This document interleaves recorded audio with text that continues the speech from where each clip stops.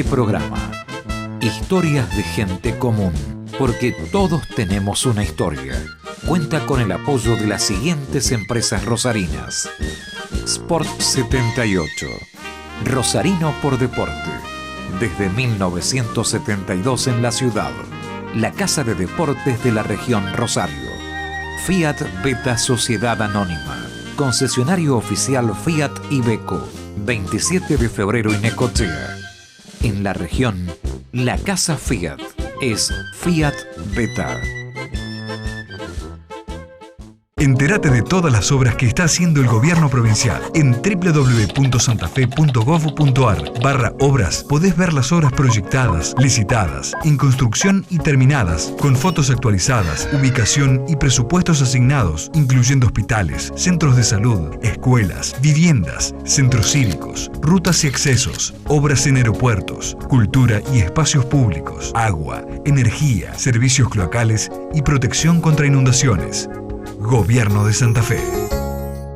A ver quién se lleva este ATVC. En este caso, el ganador en la categoría número 5 es Historias de Gente Común.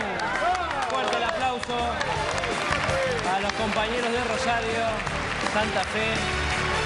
Historias de Gente Común, con una excelente conducción y esmerada realización televisiva, el programa bucea en la vida de personas y personajes, retratándolos y poniéndolos frente a la pantalla a consideración de los ciudadanos de Rosario. Es ágil, descontracturado y los entrevistados con sus aportes alcanzan momentos brillantes en Historias de Gente Común, que son los ganadores de la categoría 5 en interés general, y así se acercan impecable al escenario, impecable, ¿Qué luquete? de negro y rojo.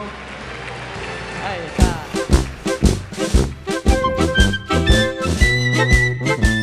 ¿Qué me cuenta? Ese premio que usted está viendo, este premio que usted está viendo, Historias de Gente Común, porque todos tenemos una historia, que sale por Somos Rosario. El premio está indicando algo sencillo, menudo, pero muy importante. El mejor programa de información general de todos los cables de la República Argentina y del Paraguay es, en el año 2011, Historias de Gente Común.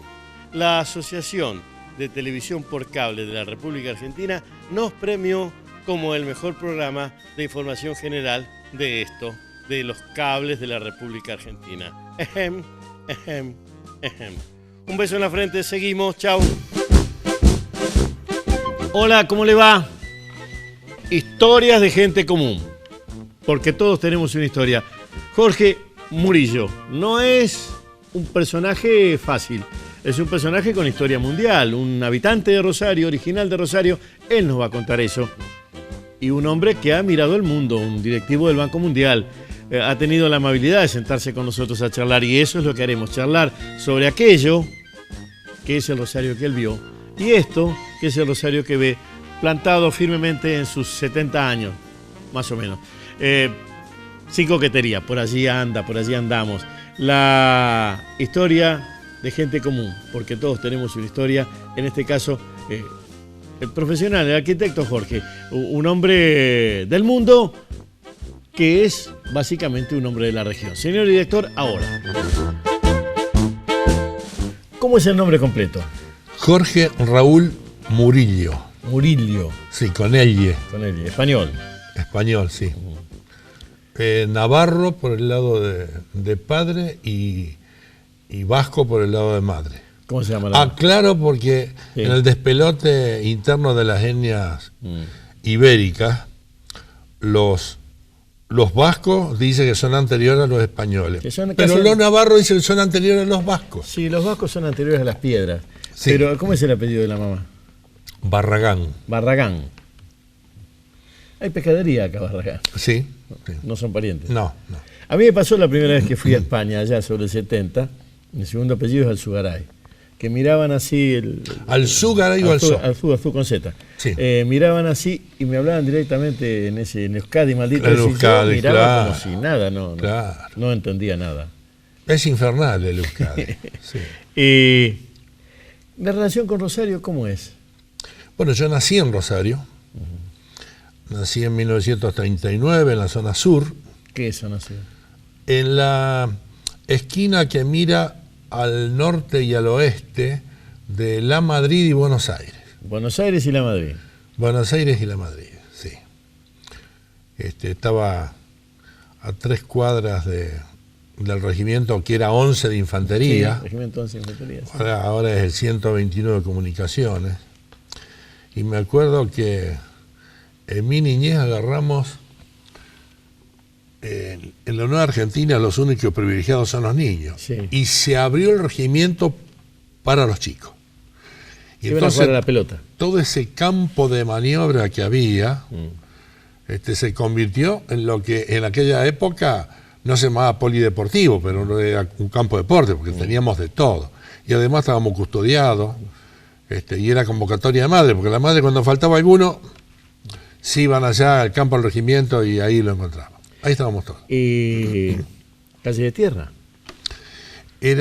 Sí, se pavimentó cuando yo tenía 7, 8 años más o menos.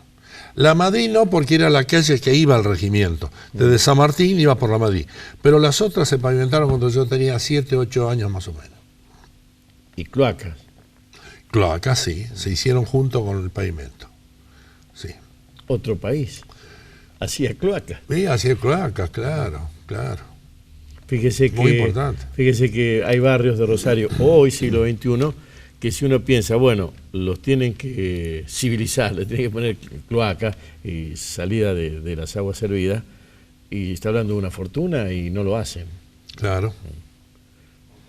¿Qué era? ¿Era otra forma de mirar el futuro?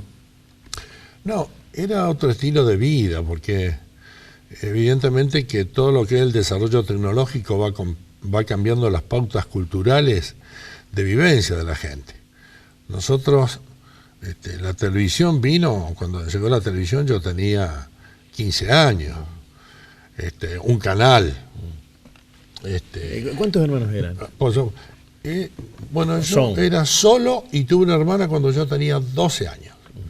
Así que prácticamente no tuve hermana hasta que empecé a tener unos 40 años, que nos fuimos aproximando con la edad.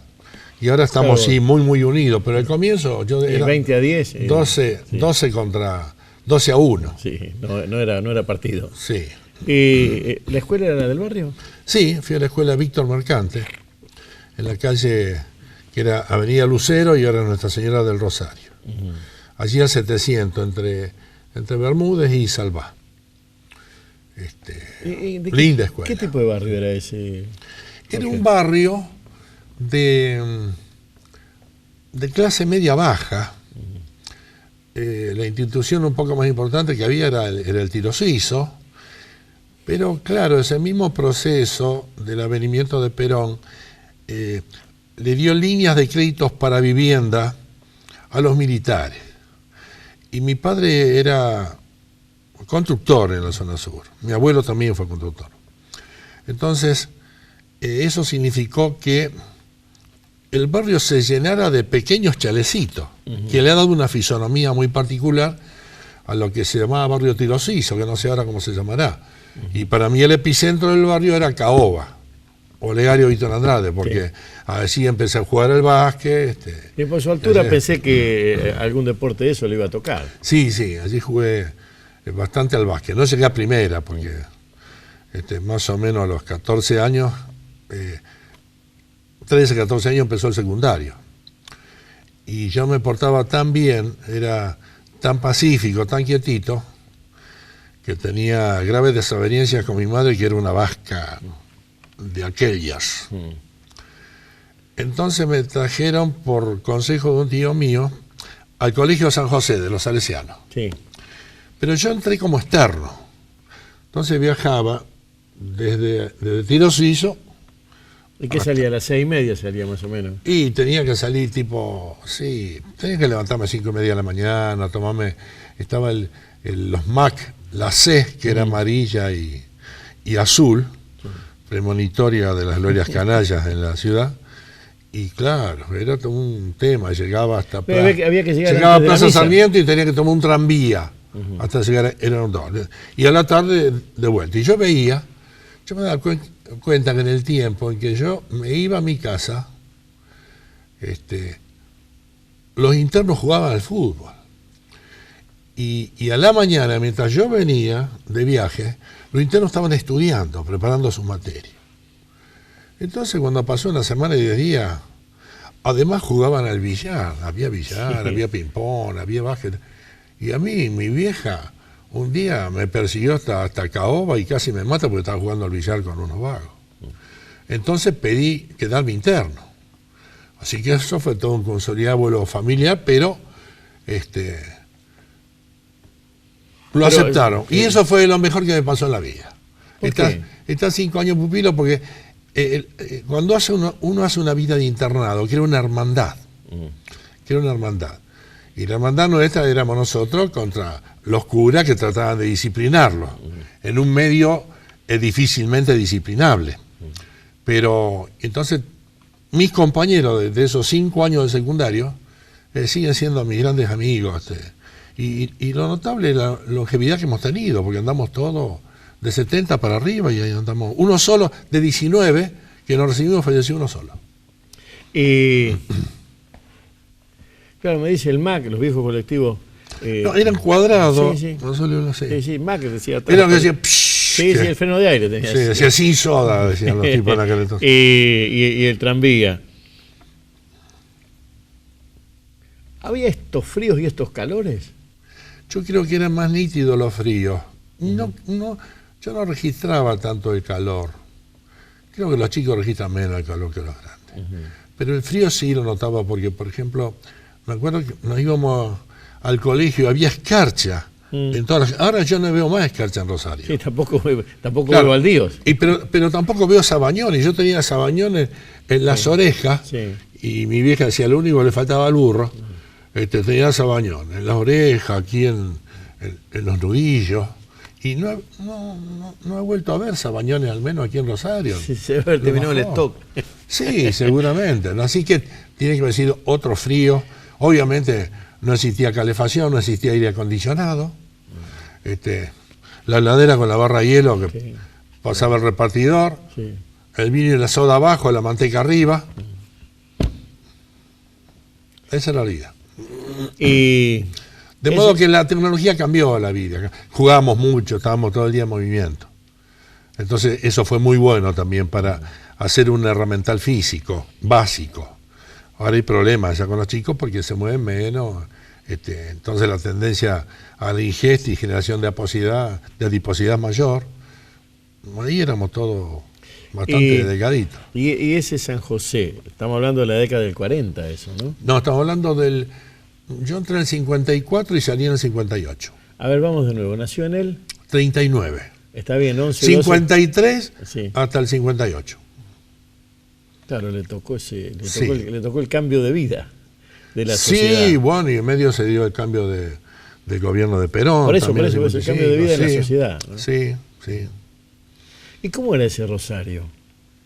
De pupilo es una cosa, pero ¿en los fines de semana? Los fines de semana, bueno, nos íbamos a la casa, estábamos con la familia. El caso de los del campo era distinto, porque muchos le costaba mucho hacer las combinaciones para viajar. Bueno, por ejemplo, ¿por qué terminó el pupilado en el Colegio San José? Porque en aquel entonces, estamos hablando de 50 años atrás, no había tantos colegios en las pequeñas poblaciones, en las pequeñas ciudades. Entonces había que venir a la ciudad, a Rosario, y los muchachos estaban internos. Entonces digamos que se iban en un radio que tomaba 60 kilómetros, digamos, hasta Cañada de Gómez. Sí. Pero el resto estaba más lejos y quedaban en el mismo colegio el fin de semana. Y 50 años. No puede comparar a los estudiantes de ahora porque usted no es estudiante ahora. Pero sí, pero allí tiene trato con estudiantes. ¿Hay otra visión de la sociedad? Yo creo que sí. Este es un tema bastante interesante. Yo lo que noto, y seguramente nosotros somos contemporáneos en esto, cuando yo era chico, en mi barrio, había abuelos en esa época que hablaban su idioma nativo. hablaban los distintos dialectos italianos, hablaban catalán, hablaban galaico, hablaban asturiano, y uno iba a Caoba y se veía las mesas de los asturianos porque iban a compartir la etnia. Y entonces nosotros no entendíamos nada, pero nos dábamos cuenta de ese hecho. Pero yo creo que a partir de un punto que no lo pongo políticamente, sino culturalmente, en el 83, yo creo que la generación que viene a partir del 83, digamos los hijos de Alfonsín, sí, pero no políticamente, sí, como circunstancia, tienen otra visión del país y otra visión de las cosas, entre las cuales, una que a mí me parece muy importante en términos de país, es que nosotros vivimos siempre en una cultura peronista, antiperonista. Peronista, gorila, peronista, esa oposición se dio siempre. Yo lo que tengo, la visión que tengo con los muchachos que estoy hablando, chicos de 18, 20, 22 años, que cuando los viejos les sacan el tema de peronismo, antiperonismo, huyen. No les importa, no entienden ni cómo ni por qué. Pero usted dice que no tienen antagonismos, que la receta de Carl Smith no funciona. No, yo creo esto. Porque a lo mejor cambiaron. Yo creo que ellos son mucho más objetivos y mucho más duros que nosotros en cuanto a la evaluación. Son menos ingenuos, porque hay que ver que lo que yo digo, los hijos de Alfonsín son hijos de las Malvinas también. Sí, pues yo le iba a decir. Y ese fue un sacudón también. Entonces esos muchachos tienen una mirada más objetiva. Aunque la vida es más fácil, ¿eh? La vida no es. La vida es más fácil que en la época no es. Más fácil. Es más fácil, sí. Yo un día lo escuchaba a Harvard, el director de la Escuela de Economía de Chicago, que me decía que cuando se planteaban los tiempos antiguos y los de ahora, que él dice, yo siempre saco la encuesta de los abuelitos. Si uno mira la encuesta y las condiciones que vivían los abuelitos, y en lo que vivían los nietos de esos abuelitos, nada que ver. Por ejemplo, en mi caso y en el caso de mi señora, nosotros en ambas ramas familiares, yo rama hispana, ella rama italiana, típico de la mezcla del país. En ambos casos fuimos mutantes, fuimos los primeros profesionales en la historia de ambas familias. Y ese fue un salto cualitativo dentro de la familia, porque nosotros no teníamos una generación, no teníamos genes profesionales, en la mayoría de los que vinieron como inmigrantes al país. Aquí vinieron como gleba laburante, y se sabía para quién iban a laburar, cómo y de qué manera. Entonces, a veces cuando yo siento hablar de las igualdades, o de al menos darle las mismas oportunidades a todos, yo recuerdo que una vez estaba en una reunión en Washington, en el Banco Mundial, y era sobre problemas de infraestructura. Y me hice amigo circunstancial de un arquitecto, porque en el Banco Mundial no hay muchos arquitectos, hay algunos, pero no tanto. Tienen que complementar, igual los arquitectos tienen que complementar estudios, si no en economía, al menos proyectos de inversión. Y Fletcher se llamaba este muchacho. Y bueno, y me invitó a Nueva York, a pasar un fin de semana con sus padres, en sus casas. Ya éramos grandes, éramos tipos de 40 años. Y me acuerdo que me llevó al estudio de ingenieros y de arquitectos de su familia, que quedaba en la Sexta Avenida, en un edificio. El edificio tenía 7, 8 pisos. Entonces, Fletcher, yo decía, ¿ustedes están en planta baja? No, dice, todo este edificio es del estudio, de la familia. Bueno, y después todo iba arriba y me entró a explicar, y ahí me mostró que el abuelo de él había hecho el diseño del proyecto del subte de Nueva York. Entonces en ese momento yo dije, no somos iguales. Éramos los dos arquitectos, con la misma edad, pero nada que ver. Entonces me empecé a dar cuenta que en la misma contemporaneidad de tipo temporal se daban distintas circunstancias de desarrollo. Muy distintas. Déjeme que meta un aviso. Cualquiera sabe que yo estoy dentro del peronismo. Creo que esa lasitud, esa facilidad para subir en la pirámide social se da en Argentina post-46. Es así, es así. Antes la movilidad social era mucho más estratificada. Para que se enoje alguno que esté escuchando y mirando, que no se da en el resto de Latinoamérica, del mismo modo. Claro, también es verdad eso. Y también creo que esto que dije, que yo veo que está terminando la vieja antinomia peronismo-antiperonismo. Los que siguen hablando de antiperonismo son los contemporáneos nuestros. Los muchachos jóvenes ni entran al tema. Hay un escritor, y veo una cosa, como prospectiva. Dentro de 50 años van a quedar todos los discursos, el plan quinquenal, la programación de Perón y del gorilismo, el antiperonismo, que vivió tirando piedras durante 2 o 3 generaciones, no va a quedar nada. Esa es la perspectiva, porque a la larga lo que queda son los proyectos. No se puede montar un país sobre una oposición que nunca tenga una propuesta superadora en términos de un proyecto de país.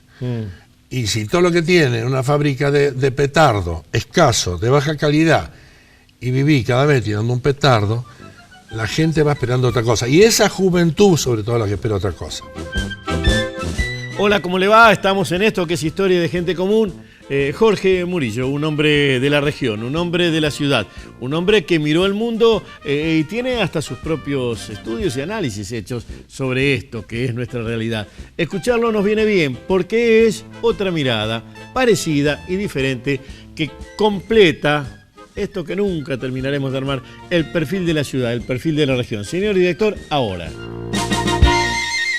Los curitas de allá, los curitas de San José, del 50 y tanto, tenían hacia atrás toda su historia cargada. ¿Les bajaban a ustedes un país? ¿Les bajaban algo? ¿Qué orejeras les ponían? No bajaban. Yo no he recibido un mensaje en términos de geopolítica.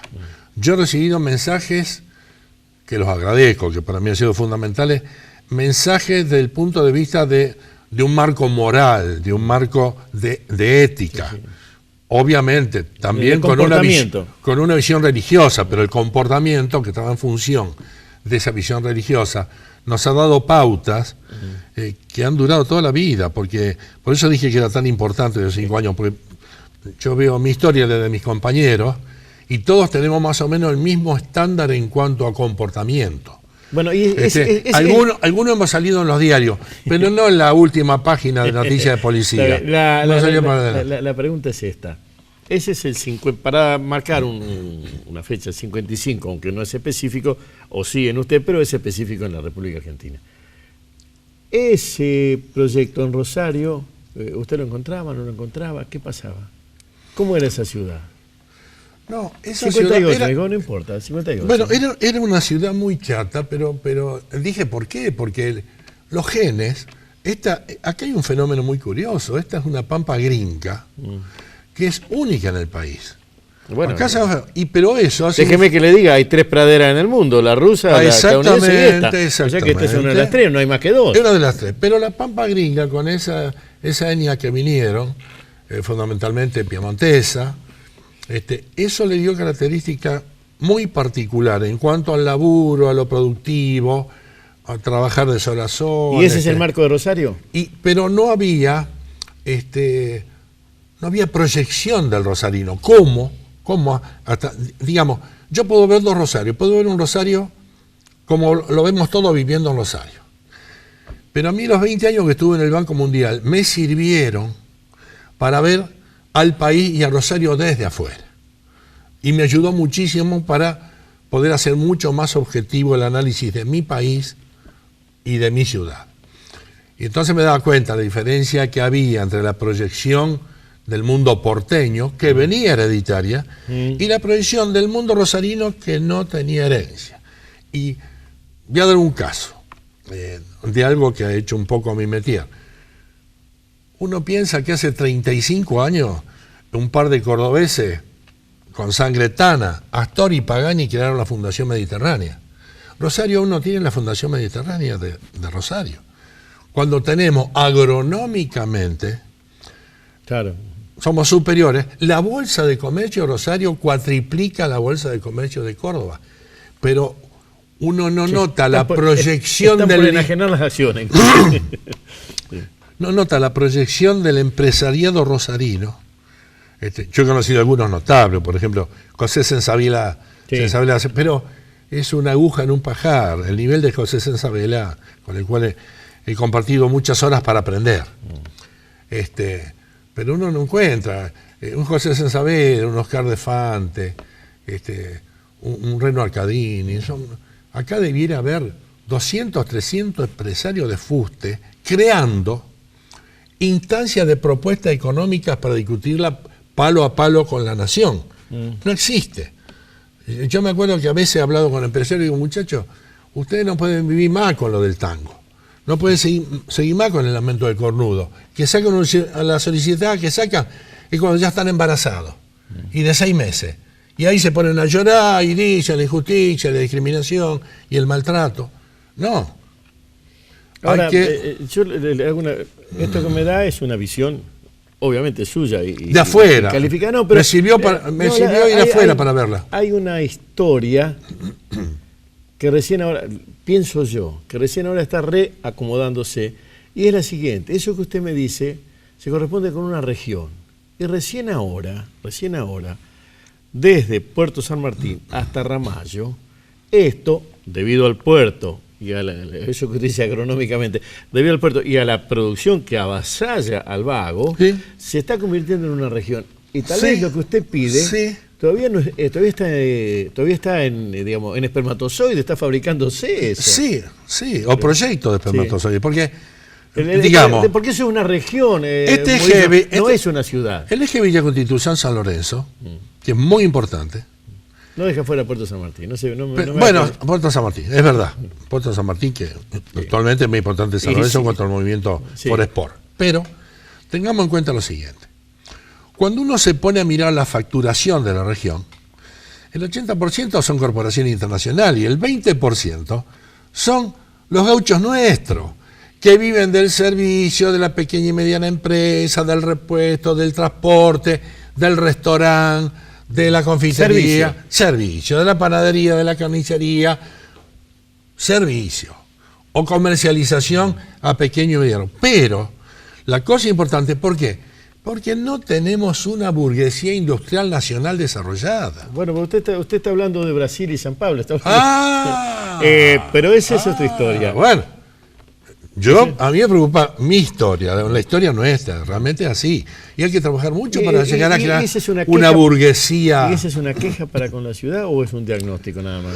Nada más que un diagnóstico. La ciudad tiene la culpa. Esta ciudad es una de las ciudades privilegiadas en el mundo.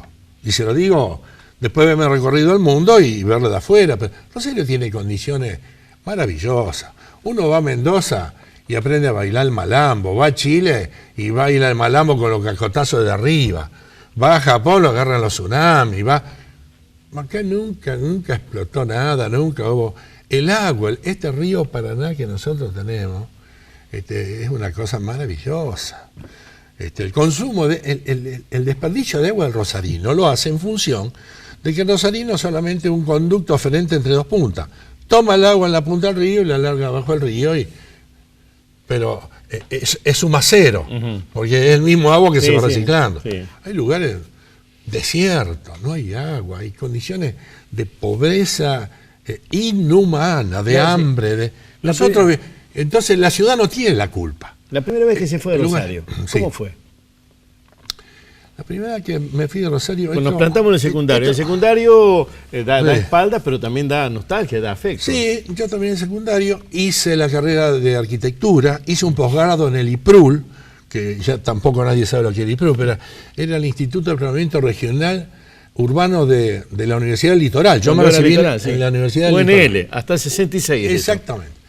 Y me acuerdo que los dos capos del IPRUL eran Jardoy y Bullrich, que venían de Buenos Aires. Déjeme que le diga una frase que se la robé a Bullrich. Bullrich en un opúsculo así tiene una frase que yo la sigo diciendo porque sigue siendo tan valiosa. El flaco Bullrich. Sí, los autos siempre le ganan a las autopistas. Construyan del ancho que quiera. Los autos siempre le ganan a la autopista. Y yo lo escuchaba ese tipo decir eso y digo, estaba tan loco y estaba tan cierto lo que decía. Yo me acuerdo que el flaco ese que estaba tísico de fumar, porque daba clase y prendía un cigarrillo con otro. pero me acuerdo que las clases de historia de la arquitectura del flaco Bullrich, porque él no hacía historia de arquitectura. Yo me di cuenta después que lo que él hacía era historia de la cultura. Claro, que era materia. Él era Toynbee argentino. Y me acuerdo que venían de las distintas facultades a escuchar las clases de Bullrich, porque daba las clases en el aula magna, porque era imposible, y nosotros no veíamos los vientos. Venía a Buenos Aires. Pero venía a Buenos Aires a darla, y Ardoy, que era un tipo que, en planeamiento urbano, y después los compañeros de ellos eran Biotti, que falleció el año pasado, Lidia Pla y Suger Gorodilla. Ese era el equipito, los 5 del PRU. Y me voy porque cuando empiezo mi trabajo profesional de arquitecto, en un momento un amigo me invita a la Asociación de Industriales Metalúrgicos, estaban planificando el Parque Industrial de Rosario. Y estaban buscando profesionales para que den su opinión.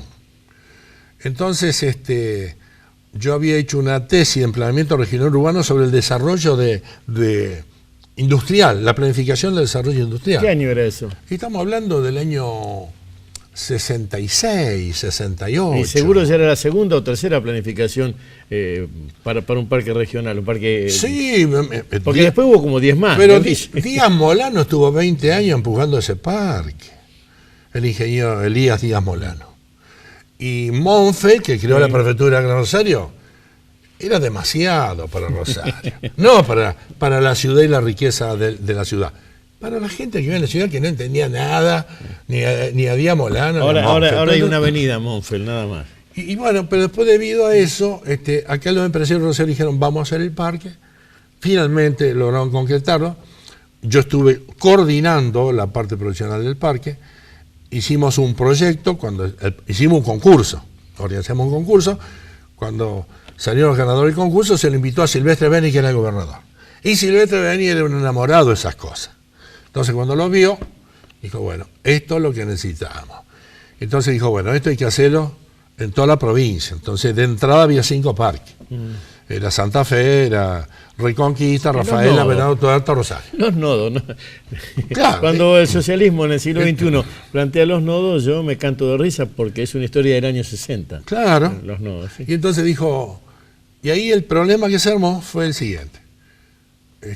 Dijo Silvestre, estamos hablando del 73-74, la segunda gobernación de Silvestre. Sí. Dijo Silvestre, bueno, nosotros para esto necesitamos financiamiento internacional. Entonces, ¿quién va a hacer el financiamiento internacional? Sí, yo, ¿quién va a hacer el financiamiento internacional? Nadie se ha venido el empresario ni nada. Dice, ¿cuánto cuesta esto?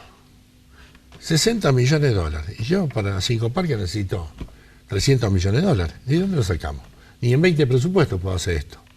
Entonces, todos los empresarios carraspeaban. Entonces, Silvestre me pidió a la gente del parque que yo lo asesorara en este tema. Y entré a trabajar con Silvestre. Me hizo una presentación a Naciones Unidas, me mandaron a recorrer lo que había de parque industrial en Estados Unidos, en México, en Brasil, en Puerto Rico. Recorrí todo eso. Muy bien. Largamos el proyecto, avanzamos con el proyecto. Me fui en el primer viaje importante a Washington, esa es la primera salida diciembre de 1973. No, estaba Silvestre, entró en diciembre de 73. Diciembre de 1974, la primera salida importante.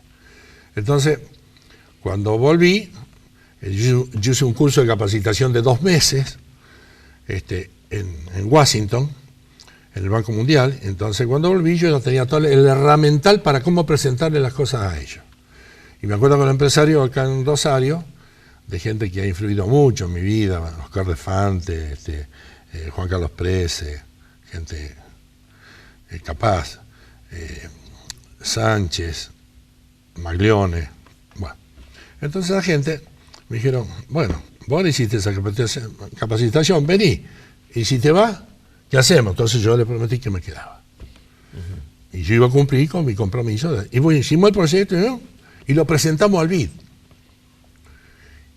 Y fue para arriba el proyecto, porque claro, al tener una matriz, se facilita la cosa. Cuando tuvimos el proyecto, y me acuerdo que un día el proyecto ya llegó al directorio del BID, y estaba Alejandro Fila, que era el embajador argentino, estaba Perita Gómez Morales, que era el ministro de Economía, y estaba Guido Itela, que fue después embajador argentino, pero que en ese momento era el secretario de Coordinación y Programación Económica.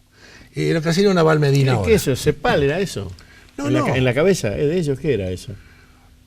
En economía. ¿En economía? Sí, bueno, ya era la cepalina de Burri, porque Burri en la CEPAL hizo un giro copernicano. Bueno, me metí al cohete, sí. Sí, vamos a tener un tema muy grosso. Y entonces ahí se hizo y avanzamos. Ese día, estamos fin del 75 con el proyecto tratando de Rosario. Y ahí sacan la carpeta que estaban por tratar de los parques industriales.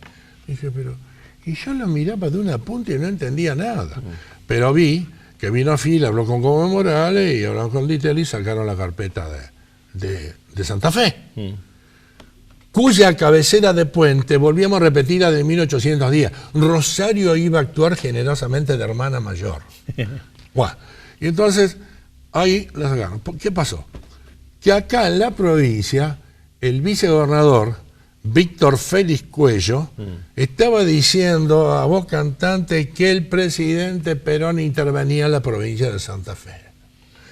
Y entonces los efectos que tiene estas cosas en el exterior, porque estaban saliendo por los teles, en aquella época no había ni mail ni nada, salía la cintita al tele, le traen el tele ahí a Orfil y ve que se intervenía en Santa Fe. Entonces, ¿cómo iban a tratar un proyecto para Santa Fe? Era el único proyecto en el interior del país que había en el BID. Lo sacaron. Bueno, ¿y ahí se desengañó de la Argentina usted?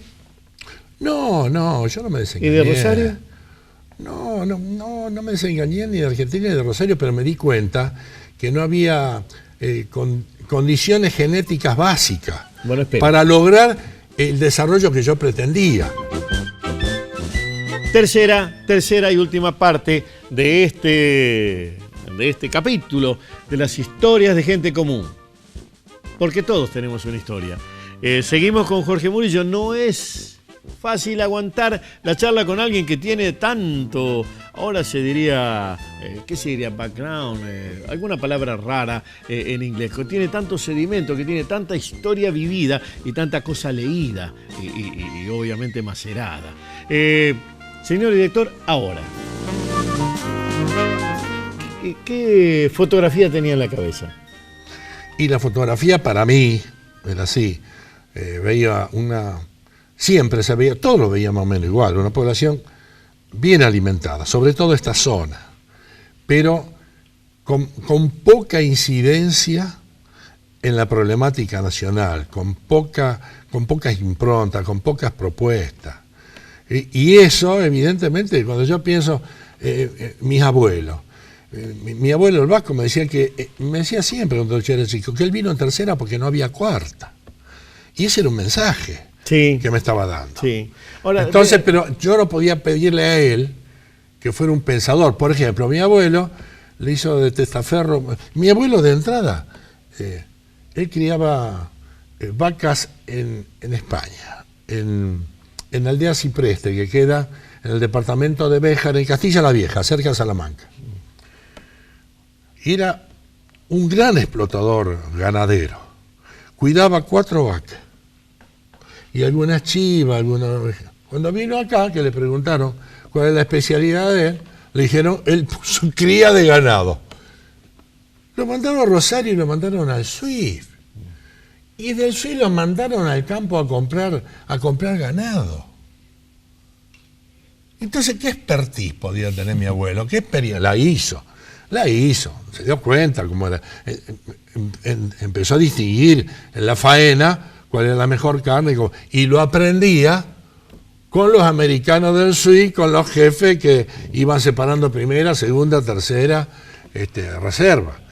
Entonces dice, pero esas eran las bases. Él no era un ingeniero del SUI. Hay una pregunta que... Y eso es la mayoría de los abuelos nuestros. Hay una pregunta que usted me puede ayudar a ampliar mi duda, en realidad. No, su respuesta va a ampliar mi duda. Sí. Yo creo que la provincia de Santa Fe... Descartes nos va a quedar chico a nosotros. No, creo que la provincia de Santa Fe tiene un error de construcción de base que es muy difícil superar, que es la bicefalía. Santa Fe es bicéfala. No sucede lo mismo con Mendoza, no sucede lo mismo con Córdoba, De hecho, sucede con Buenos Aires, pero es una anomalía distinta, porque ahí fue una división política, pero no instrumental. Buenos Aires sigue siendo la capital de la provincia y otro armado. Y esa bicefalía hace que lo que usted menciona de Rosario sea una historia. Y la construcción sobre el 1500 y de allí en adelante la administración pública de la ciudad de Santa Fe sea otra.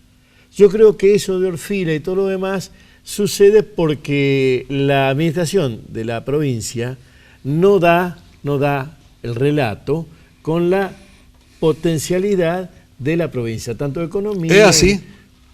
¿Es así? Bueno, y porque no se mueven recursos reales sin recursos humanos. La sumatoria de los recursos humanos nos da la densidad de capacidad dirigencial que tiene la provincia para imponer... ¿Somos el hijo bobo? Obviamente que los cordobeses han tenido siempre más identidad empresarial que los rosarinos. ¿Por qué? Porque de algún modo Rosario es un barrio medio alejado de Buenos Aires. En cambio el cordobés la tiene muy clara su identidad. Uno ve las migraciones internas del país. Por ejemplo, la ruta 11, la ruta 34, emigran. Uno tiene chaqueños, correntinos, formoseños, sí, acá. Y viene la tira que viene de Tucumán, Santiago del Estero, acá. Los cordobeses no vienen a Rosario. Ellos tienen su identidad. Los puntanos no vienen a Rosario. Los puntanos tienen un problema, han tenido un crecimiento relativo muy importante y que hacen que no tenga... No, yo no veo. ¿Por qué? Porque, fíjate, Raúl, que yo cuando dejé el banco y ya volví a Rosario, hace unos 10 años, durante 5 años me dediqué a estudiar historia argentina. 5 años estudié historia argentina. Y la conclusión a la que llegué es que si no sabemos de dónde venimos, no sabemos a dónde vamos. Y a mí me gusta porque de repente uno encuentra analistas políticos que dicen, bueno, miremos de aquí en adelante. No. Es una utopía, no existe. Uno el padre y la madre, lo primero que le enseña es el lenguaje, un gusto por la comida, un modo de ser. Para allí. Por esas cosas de la casualidad, mire, lo tengo en la alforja ahí. Estoy releyendo... Alforja es parte de... Estoy releyendo la polémica Camus-Sartre. Y Sartre, en la respuesta que le da a Camus, le dice que, usted le dice a Camus, se está incriminando, no usa la palabra incriminando, se está metiendo en la historia sin saber que todo el que se mete en la historia cambia la historia. Supongo que Sartre lo robó de algún lado a eso, ¿no? Sí. Pero yo se lo estoy robando a Sartre. Y a usted no le pasa eso. Usted se está metiendo en la historia. Y todo el que se mete en la historia cambia la historia. En su caso a lo mejor es para bien.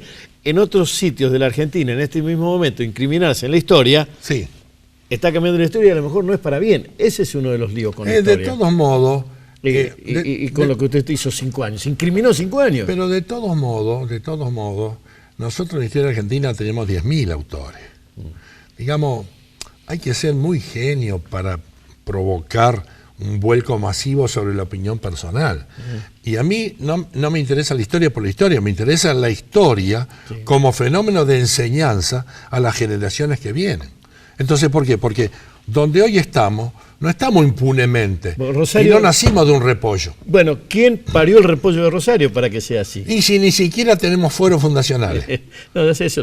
Ni siquiera fueros fundacionales. No hay acta de fundador, sí. Claro. A Rosario la parió la riqueza agronómica de la región. Y la sigue pariendo. Y en una de esas nos hace un estilo facilista.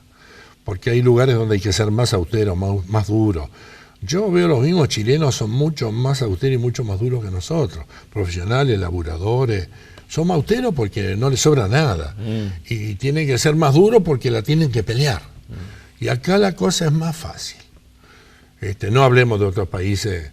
Uno entra en lo que es el mundo, mundo árabe. Yo he conversado en estos programas con gente que me dice, en mi casa o en la casa de los abuelos, eran 4 gallinas, 5 gallinas y los huevos de esa gallina, y para matar una gallina era prácticamente un congreso. Sí, claro. Y en la chacra, y atrás la poca o la mucha verdura, el tomate, todo, las hortalizas, todo allí para un consumo. ¿Qué es lo que usted me dice de la austeridad? ¿Rosario no es austera? No, Rosario es gasolero, no austero. Que no es lo mismo, ¿eh? Ser austero es una actitud deliberada de decir, yo voy a cuidar el consumo. Algunos lo hacen por filosofía. Por ejemplo, las pautas cristianas son, no voy a gastar en exceso porque eso se considera lujuria, porque lo que yo gasto de más le está faltando al prójimo. Otro, sí. Esa es una. Eso es comunismo. Y hay filosofía, bueno, no, es muy importante, porque sabes que ahora el Papa en Cuba, sí, y me llamaba la atención poderosamente, que ponía Telesur y lo pasaban en vivo y en directo al Papa todo el tiempo, Telesur, Venezuela. Sí.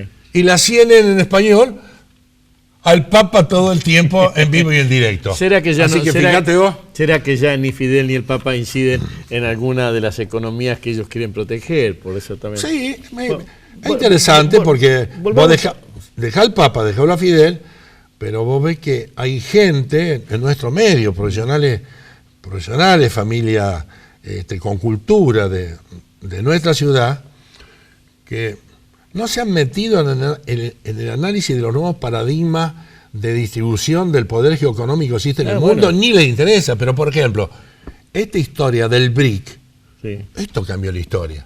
No lo que yo me involucro en estudiar la historia. Esto cambió la historia. Tiene el 60% de la población. Entonces, están lejos del desarrollo que tienen los americanos.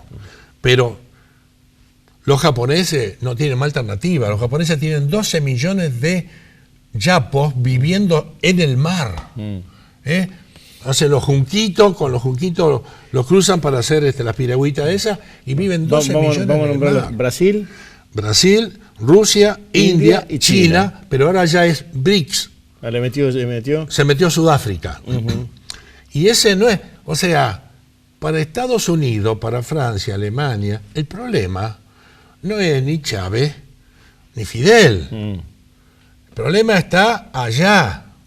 Dos preguntas para cerrar. Y para nosotros ha sido muy importante, porque esto, que en comercio exterior significó que Argentina pasó en el 2003 de exportar 22.000 millones de dólares a exportar 85.000 millones. El cambio es por 4.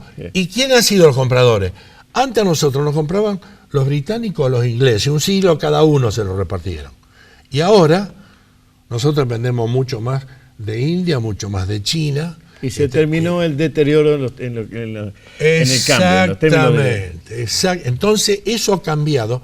Y hay gente que te sigue diciendo no, porque hay que seguir el ejemplo de Estados Unidos. Pero querido, Estados Unidos tiene una deuda superior a su Producto Bruto.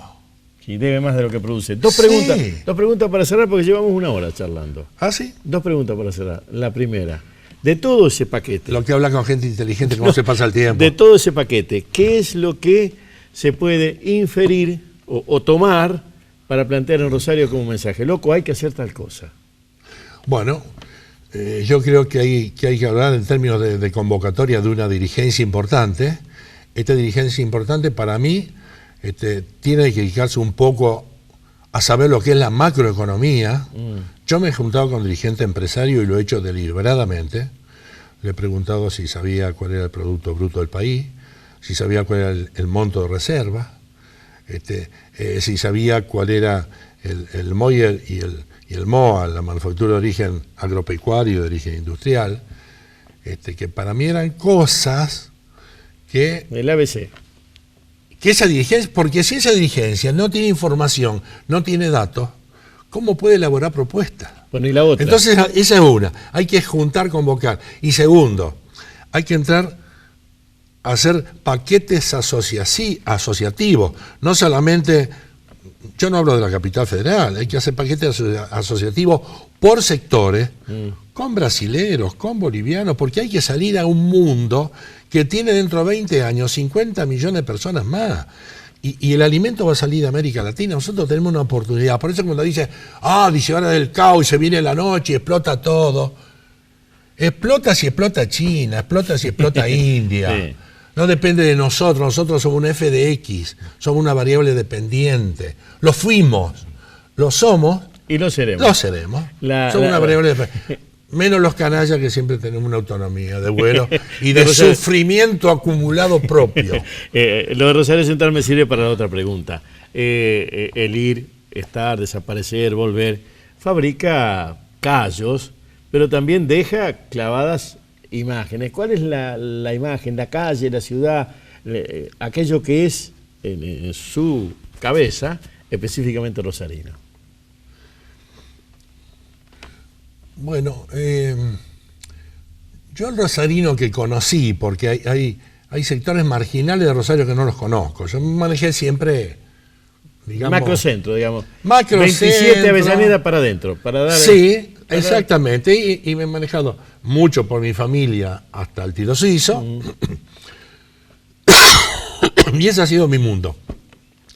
Y el Rosario que yo he visto ha sido siempre un Rosario... genéticamente trabajador, genéticamente ahorrativo y genéticamente gasolero, que no es lo mismo que lo que dije antes. El gasolero, no vamos a usar nafta, vamos a usar gasoil, no vamos a usar el tallarín de primera, vamos a usar un tallarín que hace Doña Rosa aquí a la vuelta, muy cuidado, y eso anda, y muy cumplidor el rosarino. Por ejemplo, durante años la estadística de cumplimiento de los pagos de los servicios de los rosarinos era a tope en el país.